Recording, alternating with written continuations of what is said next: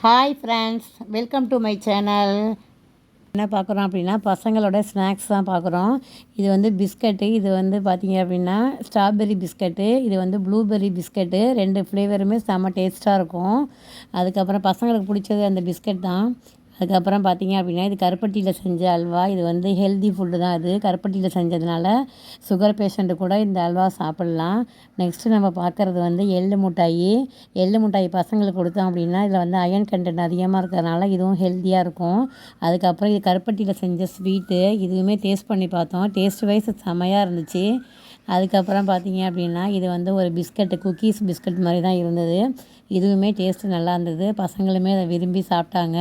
அதுக்கப்புறம் பார்த்திங்க அப்படின்னா இது வந்து நட்ஸில் செஞ்ச அல்வா. இதுவும் டேஸ்ட்டாக இருந்துச்சு.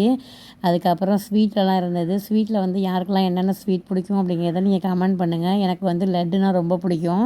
அது இது ஸ்பெஷல் லட்டுங்கிறனால செம்ம டேஸ்ட்டாக இருந்துச்சு. அதுக்கப்புறம் சாக்லேட்டு, பிஸ்கட்டு எல்லாமே அடுத்தடுத்து பார்க்க போகிறோம். இது வந்து பார்த்திங்கன்னா இது வந்து நியூட்ரெல்லா அப்படிங்கிற பிஸ்கட்டு. இந்த பிஸ்கட்டுமே நல்லா கிறிஸ்பியாக நல்லா டேஸ்ட்டாக இருந்துச்சு.